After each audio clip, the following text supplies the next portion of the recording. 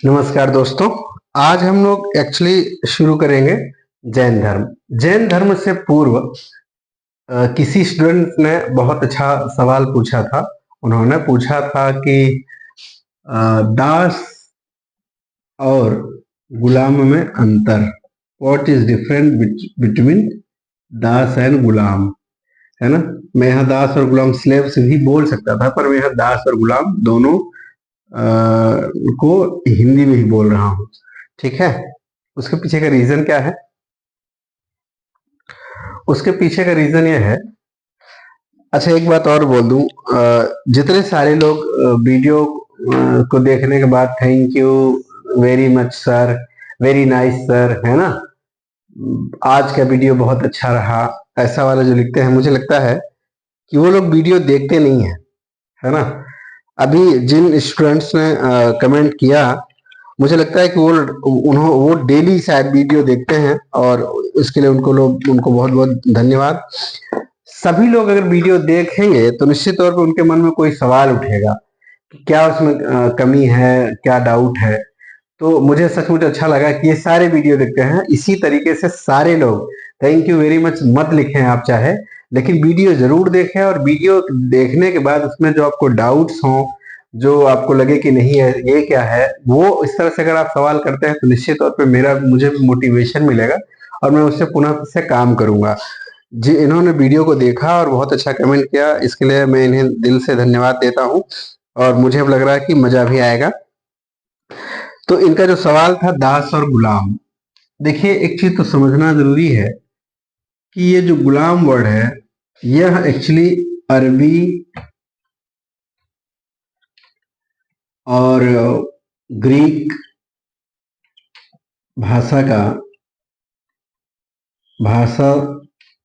Greek भाषा के slavery slave शब्द से लिया गया है, स्लेव शब्द से, जिसका मतलब दास ही होता है। और गुलाम अरबी भाषा का यह शब्द है, जिसका मतलब होता है कि आपको किसी एक व्यक्ति ने, अब यहां पे क्या होगा कि किसी व्यक्ति को खरीद लिया गया हो, या उसे युद्ध में जीत लिया गया हो, युद्ध में जीत कर, या किसी भी मतलब अवैध तरीके से फोर्सफुली किसी को, अब यहां पे क्या रखना है, फोर्सफुली, शक्ति अथवा धन संपदा के द्वारा किसी व्यक्ति को अपने अधीन लाना गुलाम कहलाता है, ठीक है। भारतीय परिप्रेक्ष्य में थोड़ा ये कंटेस्ट अलग है। अब ये दास है। दास क्या होता है? किसी के प्रभाव अथवा अभाव में किसी के अधीन स्वतः हो जाना,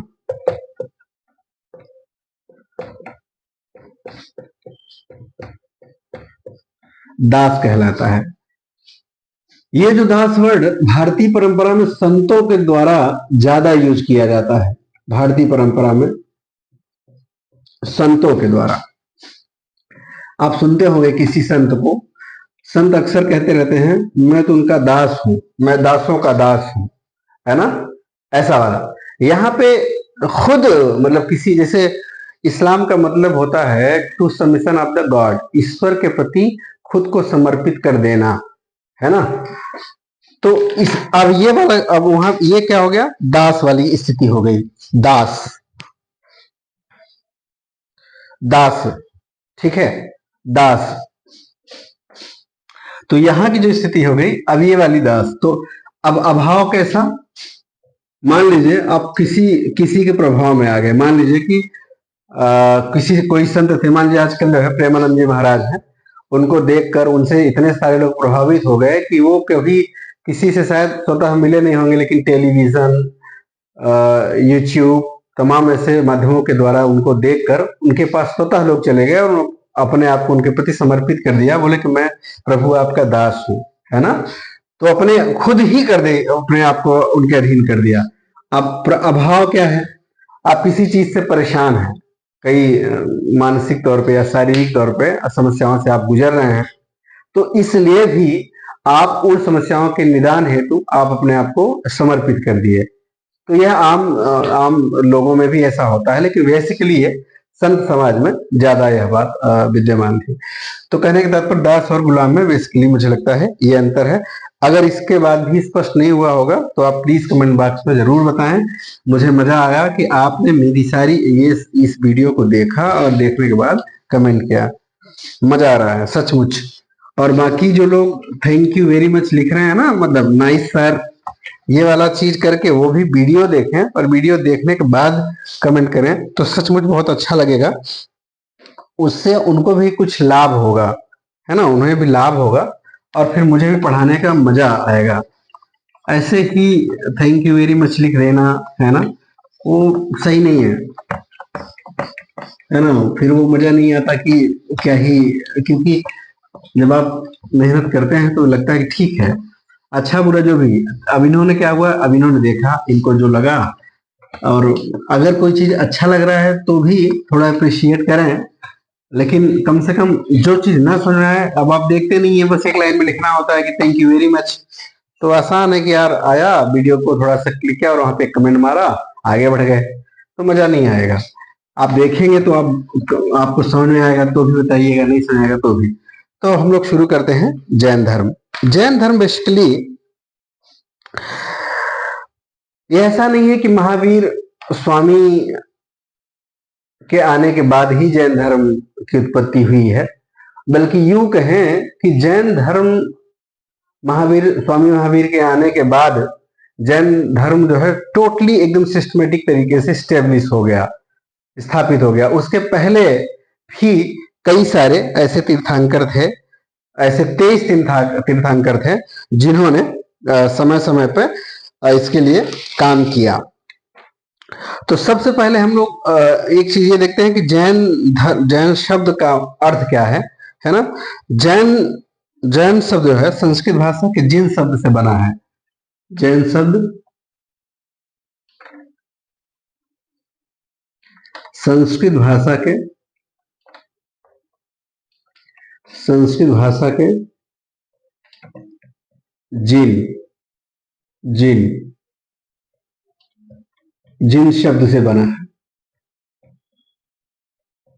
जिन शब्द से बना है, जिसका अर्थ होता है विजेता। जिसका अर्थ क्या होता है, जिन का अर्थ क्या होता है, विजेता। तो कहने का मतलब यह है कि जैन धर्म क्या, अब विजेता कौन कहलाया, जिन कौन कहलाया, जब इन्हें कैवल्य प्राप्त होता है स्वामी महावीर को, तो ये विजेता कहलाते हैं। ये हम लोग आगे की क्लासों में देखेंगे, ठीक है। और अब इनके अब जो विजेता कहलाए, और जैन धर्म के जो संस्थापक थे, जो पूर्व के संस्थापक थे या जैन धर्म की शिक्षा देने वाले थे, उनको क्या कहा जाता था, तीर्थंकर। तीर्थंकर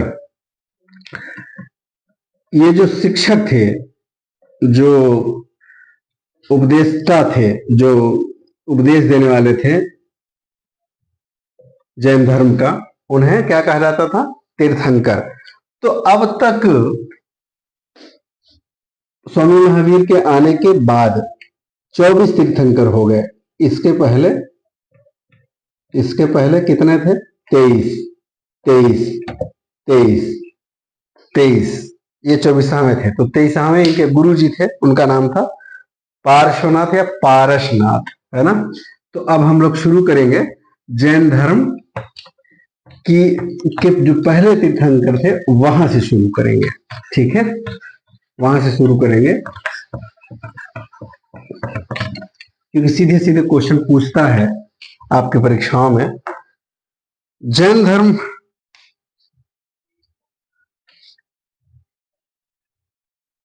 धर्म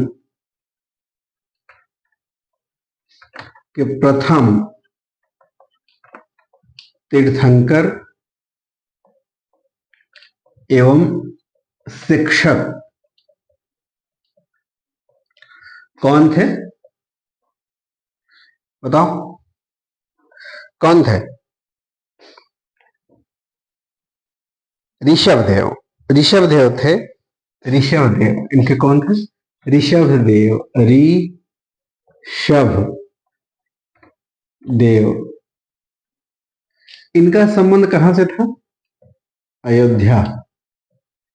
अयोध्या से थे। मतलब ये अयोध्या में पैदा हुए थे और यही रहते थे, अयोध्या से थे।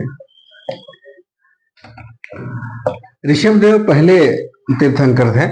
कहने का मतलब यह है कि 6वीं शताब्दी ईसा पूर्व में, 6वीं शताब्दी ईसा पूर्व में जैन धर्म अपने ठीक ठाक अपने सही स्थिति में आता है और उसका प्रचार प्रसार भारत में तेजी से होता है। अब हम लोग पढ़ेंगे जो इनके अन्य तीर्थंकर हैं उनके बारे में बहुत ज्यादा डिटेल जानने की जरूरत नहीं है। 24 तीर्थंकरों के नाम मैं यहाँ पे नहीं लिखाऊंगा, लेकिन एक मैं शॉर्ट वीडियो बना के उसमें जो है 24 तीर्थंकर को बना दूंगा, आप लोग उसमें से देख लीजिएगा। और मैं यहाँ पे जो इम्पोर्टेंट 10-12 होंगे उनके बारे में बताऊंगा, क्योंकि उनको समझना जरूरी है। और कुछ क्योंकि कई बार एग्जाम में पूछ लेता है कि जैन धर्म के फला तीर्थंकर का संबंध कहाँ से था, तो और उनका प्रतीक चिन्ह पूछ लेता है। तो लगभग 10-12 लोगों के बारे में मैं डिटेल में बताऊंगा कि उनके क्या क्या कैसी कैसी स्थितियां थी। उसके पूर्व हम लोग शुरू करेंगे कि जैन धर्म का जो है, तो कुछ जो प्रमुख जैन तीर्थंकर थे उनका नाम हम लोग डिस्कस कर लेते हैं। दूसरे नंबर पर थे अजीतनाथ, तीसरे नंबर पर थे संभवनाथ, और चौथे नंबर पे अभिनंदन, 7वें नंबर पर शुपार्श्वनाथ, 19वें नंबर पर मल्लिनाथ, 21वें नंबर पर नमीनाथ, 22वें नंबर पर नेमिनाथ या अरिष्टनेमी भी इनको कहा जाता है। अरिष्टनेमी, अरिष्टनेमी, अरिष्टनेमी, अरिष्टनेमी। और 23वें नंबर पर पार्श्वनाथ, इन्हें पारसनाथ भी कहा जाता है। पारसनाथ, पारसनाथ की पहाड़ियां झारखंड में, झारखंड के गिरिडीह जिले में पारसनाथ। जब आप दिल्ली से झारखंड रांची के लिए जाएंगे तो रास्ते में एक रेलवे स्टेशन आएगा पारसनाथ, ठीक है। बहुत खूबसूरत सी पहाड़ी है, वहां पे जैनों का बहुत बड़ा तीर्थ स्थल है। यहाँ बहुत खूबसूरत है जगह है ये, आप यहाँ जा सकते हैं। गिरिडीह जिले में पड़ता है पारसनाथ की पहाड़ी, इन्हीं के नाम से है ये।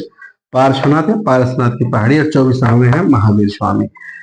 इनको जो जो ये ऋषभदेव हैं, इनको आदिनाथ भी कहा जाता है। क्या कहा जाता है? आदिनाथ, आदिनाथ, है ना। तो कहने का तात्पर्य ये था कि जैन धर्म के जो असली संस्थापक हैं वह वह कौन है? सबसे पहले कौन आए? ऋषभदेव। ऋषभदेव, इनको आदिनाथ के नाम से भी जाना जाता है, इन्होंने स्थापना करी। लेकिन उसे बहुत व्यवस्थित तरीके से जो ऊंचाइयों पर ले जाने वाले थे वो कौन थे? महावीर स्वामी। शुरू के जो 15 तीर्थंकर थे जैन धर्म के, 1 से लेकर 15 तक, 1 से लेकर 15 तक तीर्थंकर वे कहाँ के थे? उत्तर प्रदेश और बिहार के। बाकी समय समय पर अन्य जगहों पे भी हुए। हमने एक चीज बताया था कि क्यों यहीं के लोग ज्यादा हुए थे, लास्ट वाली वीडियो में हम लोगों ने क्लास किया था, बताया था। अब ये आप लोग इसको देख लीजिएगा। और हम लोग अब चर्चा करेंगे स्वामी महावीर के बारे में, है ना। उन्होंने कैसे कैसे चीजों को शुरू करा, उनका जन्म कब हुआ, वो कहाँ के रहने वाले थे, उनके पिताजी का नाम क्या था, उनके मम्मी का नाम क्या था, इन सारी चीजों को बताएंगे। और इन सारी चीजों से डायरेक्टली क्वेश्चन भी पूछा जाता है। तो हम लोग सबसे पहले शुरू करते हैं, ठीक है। एक चीज समझ लेना जरूरी है, स्वामी महावीर जो है, स्वामी महावीर या महावीर,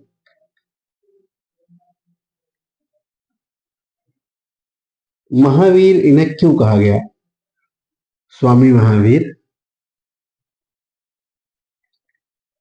इनका बचपन का नाम क्या था? पहले इनके जन्म के बारे में हम लोग बात कर लेते हैं।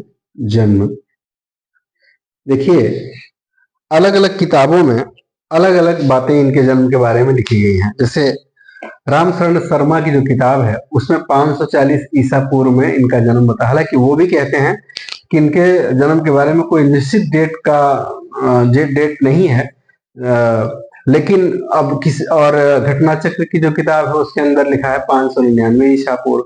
अन्य कई किताबों में 568 है। तो अलग अलग किताबों में अलग अलग है, इसलिए इनके जन्म के बारे में बहुत ज्यादा ऊहापोह की स्थिति में ना आए, बल्कि एनसीईआरटी में जो दिया हुआ है, यानी कि जो रामशरण शर्मा जी कहते हैं 540 ईसा पूर्व, मेरे हिसाब से वही सही है। 540 ईसा पूर्व में इनका जन्म हुआ। कहाँ हुआ? वैशाली में। बिहार का एक जिला है वैशाली। वैशाली में। वैशाली के कहा? वैशाली के कुंडग्राम या कुंडलपुर, कुंडग्राम या कुंडलपुर नामक स्थान पर इनका जन्म हुआ। वैशाली कहाँ है? पटना, बिहार में है ना, पटना से थोड़ी दूरी पे है ये।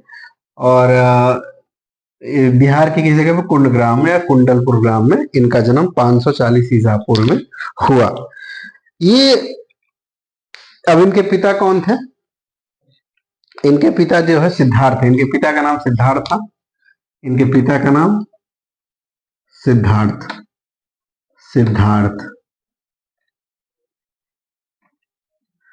एक बात और, इनके बचपन का नाम क्या था? वर्धमान। इनका बचपन का नाम क्या था? वर्धमान। ठीक है। इनके पिता का नाम सिद्धार्थ। ठीक है। यह वैशाली के ही क्या थे? वैशाली के ही सामंत या कह लीजिए, या वहां के शासक थे ये। वैशाली गणराज्य के शासक थे ये। वैशाली गणराज्य के क्या थे? शासक थे। वैशाली गणराज्य के प्रधान थे ये, शासक नहीं कह सकते, गणराज्य के प्रधान थे, आज वाला प्रधान नहीं, है ना। और इनकी मम्मी का नाम क्या था? त्रिशला। इनकी माता का नाम क्या था? त्रिशला। त्रिशला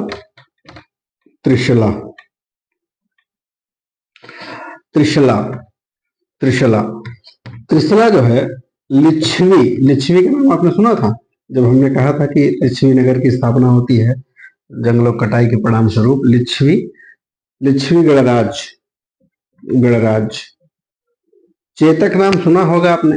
चेतक यहाँ के लिच्छवी गणराज्य के प्रमुख कौन थे? चेतक। उनकी बहन थी त्रिशला। चेतक की बहन थी। और चेतक जो है ना, चेतक जो है बिंबिसार के ससुर थे। बिंबिसार के ससुर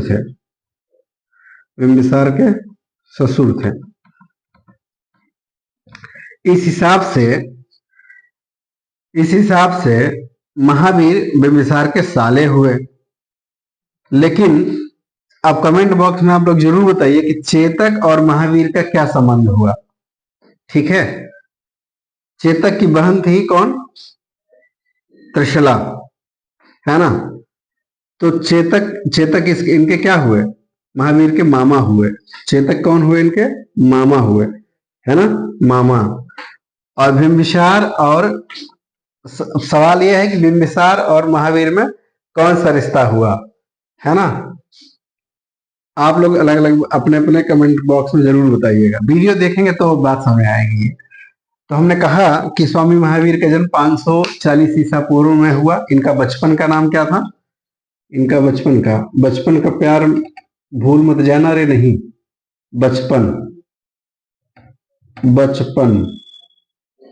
बचपन का नाम क्या था?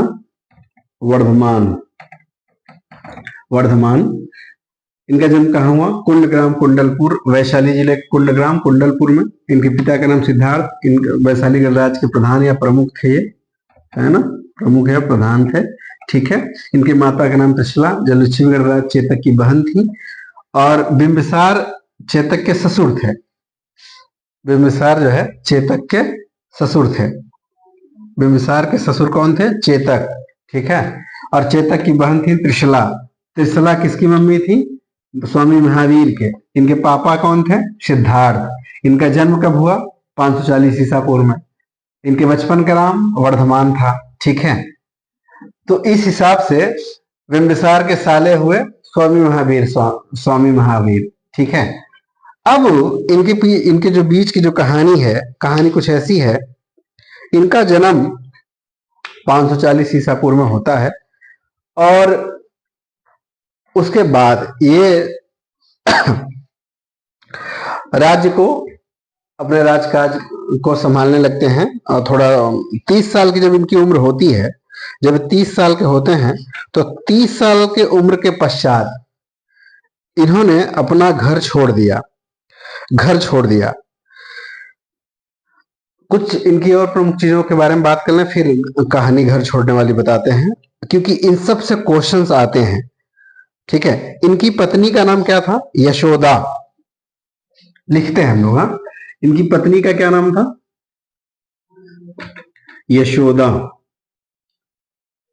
यशोदा। यशोदा इनकी पत्नी का नाम था।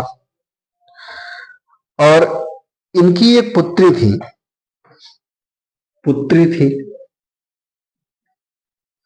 तो इनके पुत्री के दो नाम, कहीं कहीं अड़ोज्या मिलता है, अड़ोज्या या प्रियदर्शनी।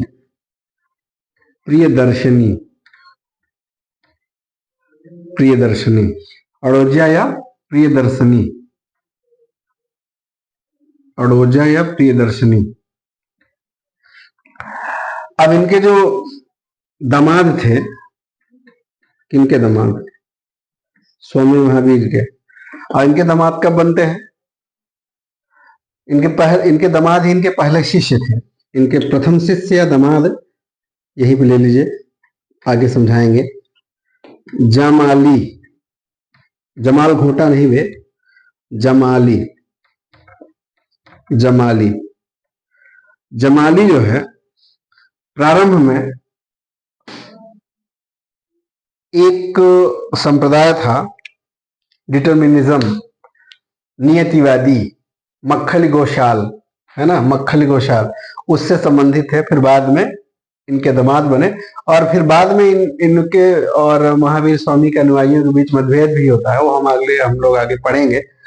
तो इनकी पुत्री है ना, पुत्री का भी नाम हो गया, इनकी पत्नी का भी नाम हो गया। ठीक है। अब हम लोग आते हैं इनके, तो एक बार फिर से हम लोग इसे रिवीजन कर लेंगे। स्वामी महावीर का ये सब इन सारी लाइनों से क्वेश्चंस आते हैं। स्वामी महावीर का जन्म 540 ईसा पूर्व में कहाँ हुआ था? वैशाली। वैशाली कहाँ है? बिहार में। बिहार की किस जगह? वैशाली की किस जगह पे? कुंडग्राम है, कुंडलपुर। इनके पिता का नाम सिद्धार्थ, वैशाली गणराज्य के प्रधान या प्रमुख थे ये। इनकी माता का नाम त्रिशला, दक्षिणी गणराज्य चेतक की बहन थी। किसकी बहन थी? चेतक की। और चेतक किसके ससुर थे? बिंबिसार के। तो बिंबिसार एक हिसाब से स्वामी महावीर के जीजा जी हो गए। ठीक है।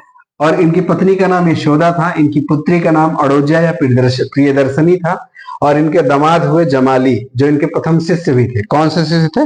प्रथम, फर्स्ट वाले शिष्य थे, पहले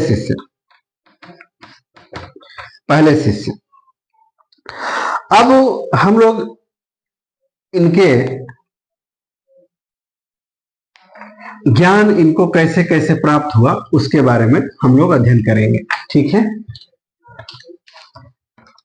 30 वर्ष की उम्र में, अब शादी भी हो गई, बच्ची हो गई, अब 30 साल की उम्र में ये जो है अपना घर त्याग दिया इन्होंने। 30 साल की उम्र में इन्होंने अपना घर त्याग दिया। कहा जाता है कि जब ये ज्ञान की खोज में घर से बाहर निकले तो ये लंबी लंबी यात्राएं करते थे। लंबी लंबी यात्राओं का क्या मतलब हुआ? ये किसी भी गांव में एक दिन से ज्यादा नहीं रुकते थे और किसी भी शहर में 5 दिन से ज्यादा नहीं रुकते थे। ये लगातार भ्रमण करते रहते थे। कहा यह जाता है कि अपने 12 साल के जीवन यात्रा के दौरान इन्होंने कपड़े चेंज नहीं किए, और जब इन्हें 42 साल की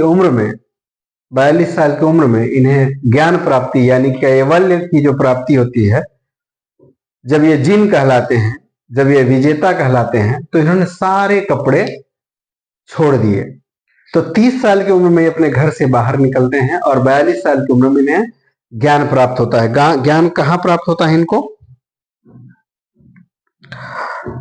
पावापुरी में ज्ञान की प्राप्ति। स्वामी महावीर को 42 साल की उम्र में 12 साल की कठोर तपस्या के पश्चात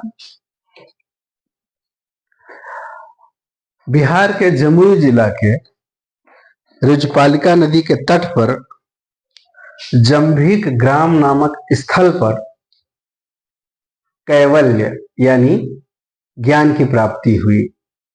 उस ज्ञान के पश्चात महावीर स्वामी जिन, अरहत, केवलिन इत्यादि नामों से प्रसिद्ध हुए। कहने का तात्पर्य यह है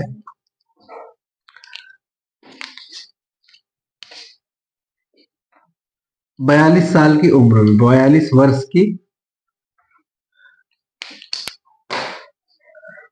42 वर्ष की उम्र में 42 वर्ष की उम्र में इन्हें कैवल्य अर्थात ज्ञान की प्राप्ति हुई। इन्होंने साल वृक्ष के नीचे तपस्या करी। 12 वर्ष साल के वृक्ष के नीचे।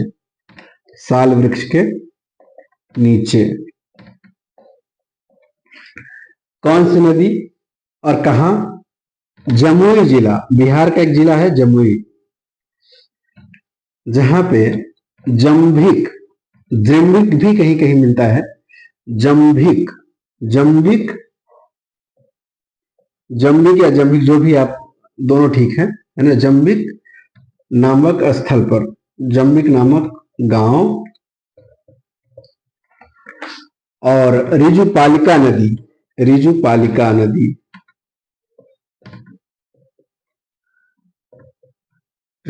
नदी शुक्ल दशमी के दिन, शुक्ल दशमी मतलब जो शुक्ल पक्ष का 10वां दिन है, उस दिन इनको रिजपालिका नदी के तट पर ज्ञान प्राप्त होता है, जाम्भिक नामक स्थान पर। और जाम्भिक नामक स्थान कहाँ है? जमुई कहाँ है? बिहार में। 42 वर्ष की उम्र में इनको ज्ञान प्राप्त होता है। 12 वर्ष तक इन्होंने कोई कपड़ा चेंज नहीं किया। 12 वर्ष के बाद इन्होंने कपड़े का पूर्णतः त्याग कर दिया। यद्यपि इनके पहले के जो तीर्थंकर थे, वह शरीर के ऊपरी हिस्से एवं कुछ निचले हिस्सों में ही कपड़े पहनते थे, है ना। इनके बाद में इनके जो दामाद थे जमाली, उनसे विवाद के पश्चात जब 2 धड़े में बढ़ जाता है ये जैन धर्म, तो उसके बारे में इस प्रकार से इनको ज्ञान प्राप्त हो जाता है। और ये लगातार 30 वर्ष